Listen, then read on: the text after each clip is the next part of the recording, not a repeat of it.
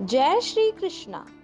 आइए आज आपको एक ऐसे ग्रंथ से परिचय करवाते हैं जो कि भारत में ही नहीं अपितु पूरे विश्व में पूजनीय है, जो केवल सनातन धर्मियों के लिए नहीं बल्कि अन्य धर्मों में भी इसको आदर दिया जाता है।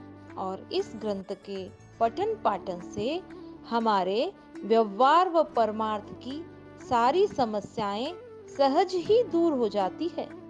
जी हाँ, आप सभी समझ गए होंगे, ये ग्रंथ कोई और नहीं, भगवान के श्रीमुख की वाणी श्रीमद् भगवत गीता है। गीता जी की महिमा अपार है, असीम है। गीता जी पर अभी तक सैकड़ों टीकाएं लिखी जा चुकी है और भविष्य में भी विद्वान लोग इस पर अपने विचार प्रकट करते रहेंगे। ऐसे प्रासादिक व अद्भुत ग्रंथ को हमारे गीता बाल संस्कार के बच्चों के द्वारा पठन पाठन व स्मरण किया जा रहा है। हमारे यहाँ बच्चों के रूप में कई चलती फिरती गीताएं हैं। इन्हीं बच्चों में से कुछ बच्चों ने गीता के प्रत्येक अध्याय के सार को बहुत ही मधुर वाणी में रिकॉर्ड किया है।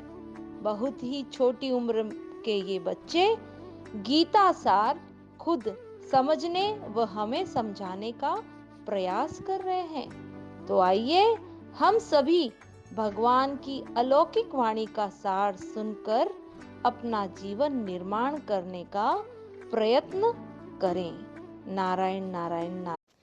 पहले अध्याय का सार।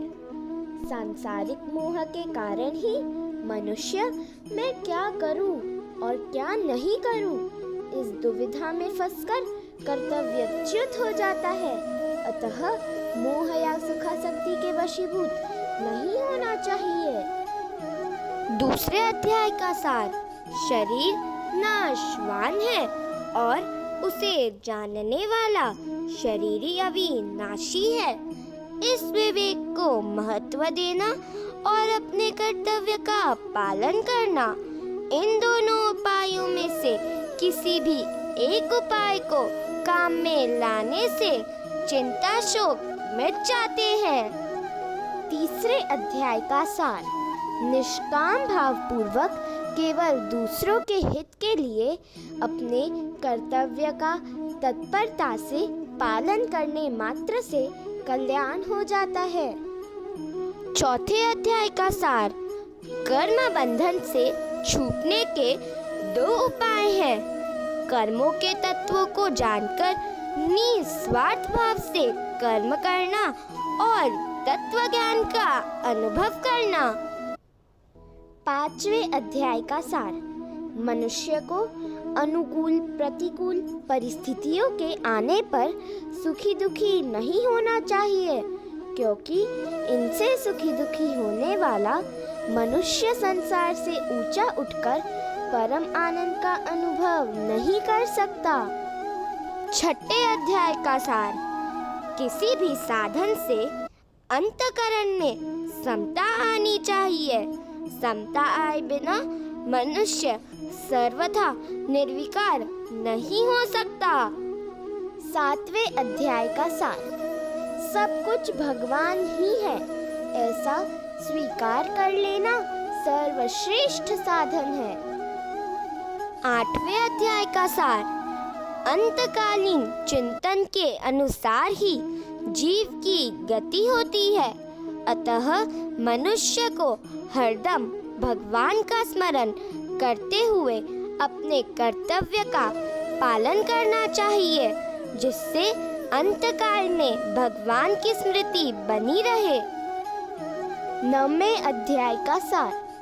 सभी मनुष्य भगवत प्राप्ति के अधिकारी है, चाहे वे किसी भी वर्ण आश्रम संप्रदाय देश वेश आदि के क्यों न हो। 10वें अध्याय का सार। संसार में जहाँ भी विलक्षणता विशेषता सुंदरता महत्ता विद्वता आदि दिखे उसको भगवान का ही मानकर भगवान का ही चिंतन करना चाहिए। 11वें अध्याय का सार। इस जगत को भगवान का ही स्वरूप मानकर प्रत्येक मनुष्य भगवान के विराट रूप के दर्शन कर सकता है। 12वें अध्याय का सार। जो भक्त शरीर, इंद्रिया, मन, बुद्धि सहित अपने आप को भगवान के अर्पण कर देता है वह भगवान को प्रिय होता है। 13वें अध्याय का सार। संसार में एक परमात्मा तत्व ही जानने योग्य है, उसको जानने पर अमरता की प्राप्ति हो जाती है। 14वें अध्याय का सार। संसार बंधन से छूटने के लिए सत्व, रज और तम इन तीनों गुणों से अतीत होना जरूरी है। अनन्य भक्ति से मनुष्य इन तीनों गुणों से अतीत हो जाता है। 15वें अध्याय का सार। इस संसार का मूल आधार और अत्यंत श्रेष्ठ परम पुरुष एक परमात्मा ही है, ऐसा मानकर अनन्य भाव से उनका भजन करना चाहिए। 16वें अध्याय का सार।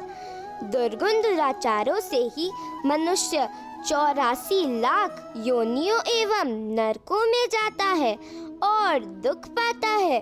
अतः जन्म मरण के चक्र से छूटने के लिए दुर्गुण दुराचारों का त्याग करना आवश्यक है। 17वें अध्याय का सार। मनुष्य श्रद्धा पूर्वक जो भी शुभ कार्य करे उसको भगवान का स्मरण करके उनके नाम का उच्चारण करके ही आरंभ करना चाहिए। 18वें अध्याय का सार। सब ग्रंथों का सार वेद है, वेदों का सार उपनिषद है, उपनिषदों का सार गीता है और गीता का सार भगवान की शरणागति है।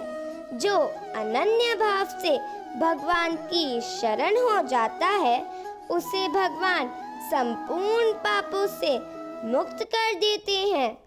ब्रह्मलीन श्रद्धेय स्वामी श्री राम सुखदास जी महाराज के गीता प्रेस गोरखपुर से प्रकाशित गीता साधक संजीवनी ग्रंथ के आधार पर नारायण नारायण